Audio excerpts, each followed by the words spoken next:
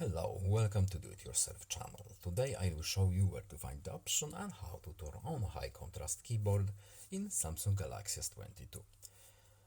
How does our keyboard look like right now? So when we go to our messages, as you can see, our keyboard is by default gray and white and looks like this. So how to turn on high contrast keyboard? We need to go to settings, then we are looking for accessibility options, next visibility enhancements, and here we have high contrast keyboard option. When we turn it on, our keyboard will look like this. A little more visible, as you can see, the contrast is much more visible, and that's simply it. I hope this video was helpful to you. Please leave a like and subscribe. Have a nice day and see you in the next video.